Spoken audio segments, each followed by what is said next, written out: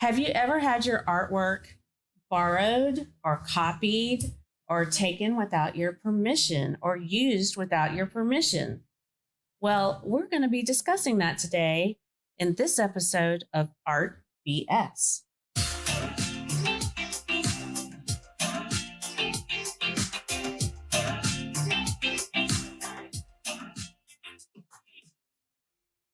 Hello, and welcome to Art BS, Business Solutions for Artists. I'm Rachel Harshenko.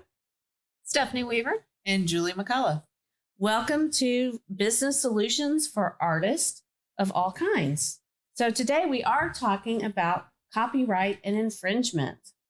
So this kind of started out as a topic because Stephanie was head deep into this. You want to talk about how this came about?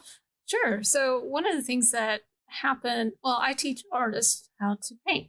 And one of the things that was happening was students were taking my class results and then going off and copying them and selling them. And when I say copying, what they were doing is creating the piece based on my instruction and then copying that and creating products and so on. And initially, I didn't really care. I'll be honest. I didn't care because their style is completely different than mine. You could tell who the instructor was and who the student was. But then it became a subject where, as a instructor, it's kind of your responsibility to make sure that they understand that this is not okay. And according to copyright law, that if it's not independently created, then you can't copy it and treat it as your own. It's in fact, copyrights remain with the instructor.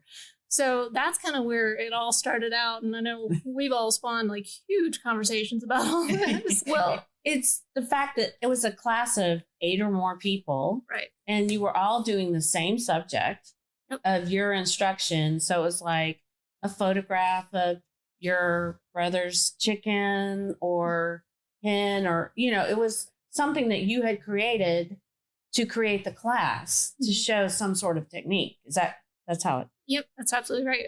In that particular instance with the chicken, I was showing how to create the fused edges with a feather, so it looked really nice and soft, and use particular colors. And so, what the whole purpose of art instruction is really kind of relay the techniques and purpose. And then you go off, the idea is that you go off as an artist and take what you've learned and then put it into your own voice. Mm-hmm. And when the students aren't doing that, that becomes a question of copyright infringement.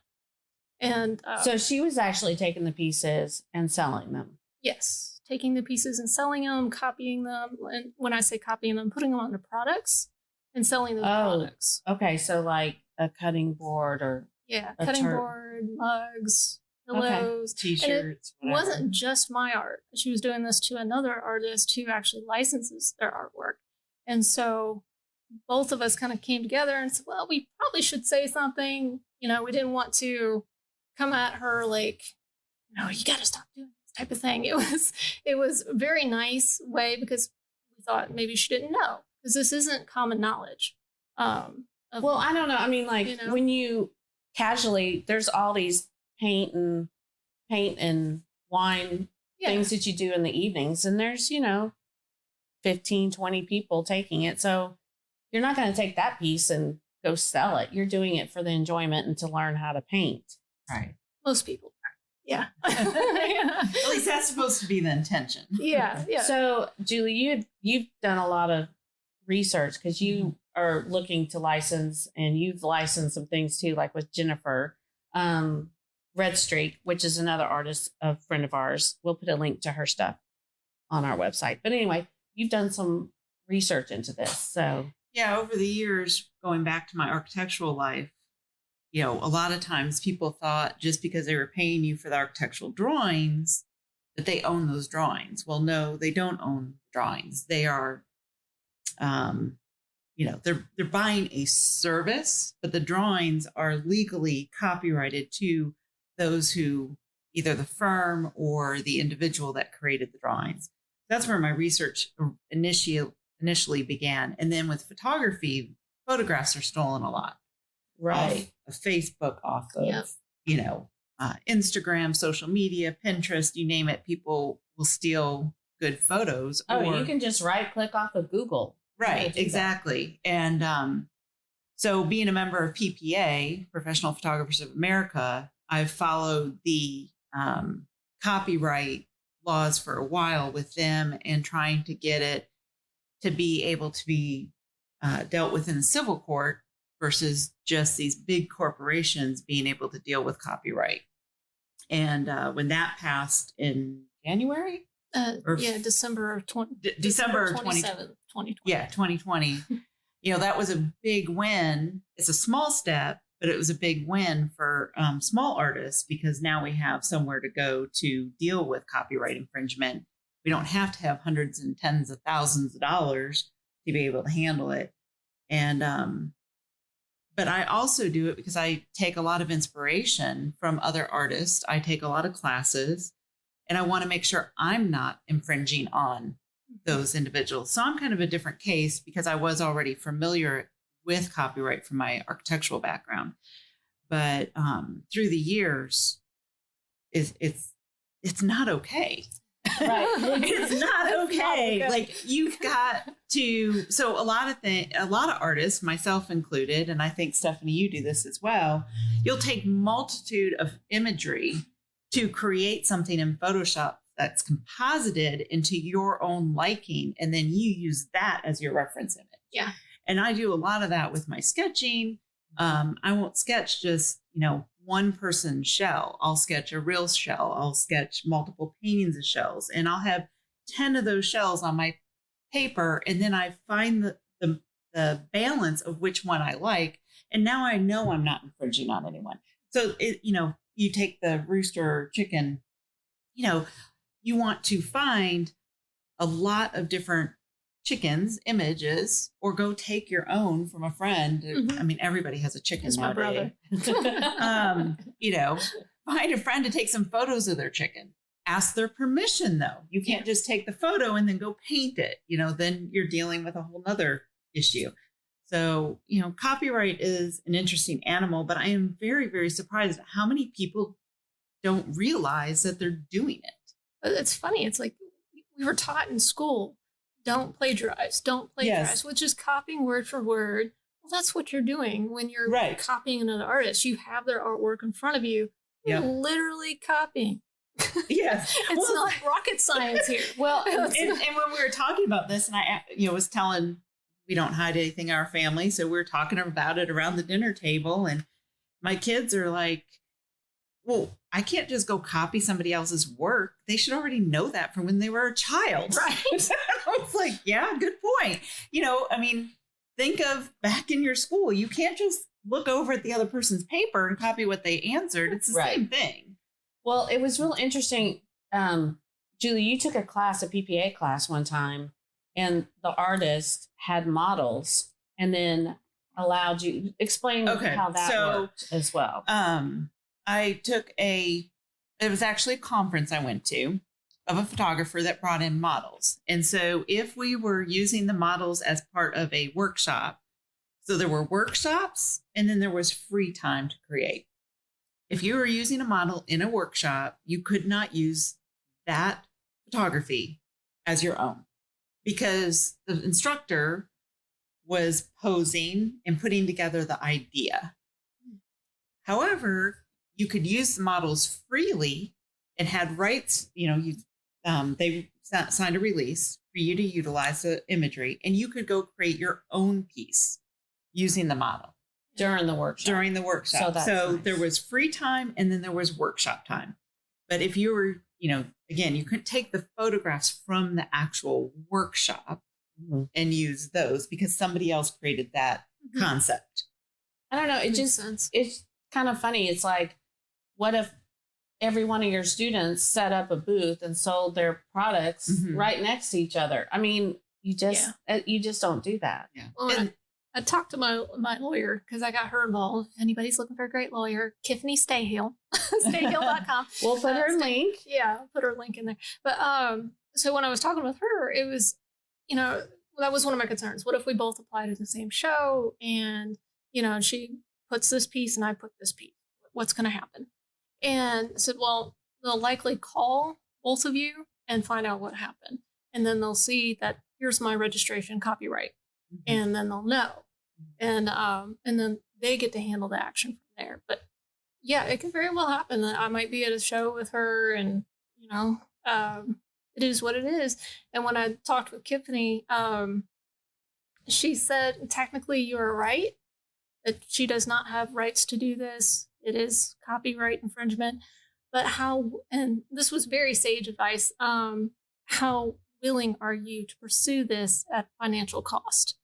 Because it can cost anywhere from $2,000 to $4,000 just to send her a cease and desist. And then if I go to the next step, which was the act that went into December 27th, 2020, that doesn't actually take place until December of this year, 2021, which means there's another 8 months of having to deal with this.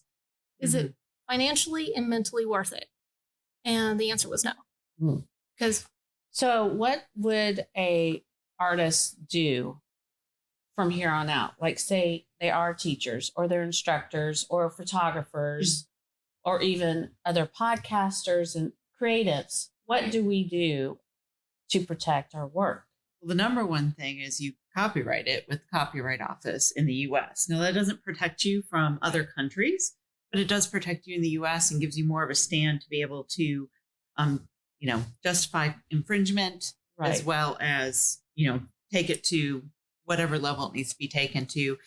Usually just a cease and desist letter will prevent it. Well, okay, so you say copyright. So how do you do that? Do you have to have a picture of your artwork, or do you just put an application in? Is it something online? It has to have a name. It has to be original to you. And you go to the copyright website, which is copyright.gov. .gov. I was going to say or it's copyright.gov. Yeah, copyright.gov. It's a very easy process. However, you should have not sold anything. You shouldn't have sold anything yet. It's much less expensive, and you can do 10 at a time. And it's $85, I think, for 10. Yeah, 85 or 65 for 10 Yeah, 85 for 10 unpublished works. And then if you've already published a work and sold something, then it's more expensive for the individual one. And again, copyright.gov is going to have all that information. It's a simple process. You keep a simple spreadsheet of what you've already copyrighted, what you haven't. And when you get 10, go copyright those 10. And then you can publish those works. That's really great advice right there, actually. I mean, that's the number one thing to do, even though referencing real quickly the Graphic Artist Guild Handbook Pricing Ethical Guidelines, 16th edition. It says here, too, that current copyright law automatically protects original artwork from the moment it is created, even without a copyright notice, and even if the artist has not registered the work. That is true. So for those that say, oh, you don't have to do it, you aren't incorrect on that. But if somebody does copy your work and you want to bring a cease and desist against them or, take issue with it, if it's not copyrighted, you have a harder uphill battle to deal with it, especially if it's a large corporation. Right. Okay. So as an artist or a creative, someone does copy your work. What was one of the first things you did, Stephanie? So when I talked with Tiffany, and so she gave me that advice about the cease and desist, which is basically, it's not worth it right now. And but she said, what I would recommend right now is that you square up your terms of service. So the terms of service for my website, because I'm a membership website where you learn how to paint, and then we also talk about business. Art business. And what is that website? Oh, well, thank you for asking. No, it's StephanieWeaverArtist.com. And so when you become a member, you have to put in your username and password, and you check a little box that says terms of service. And so we're going to square up our terms of service, which basically says that you have absolutely no rights to copy anything and sell it as your own, any art instruction.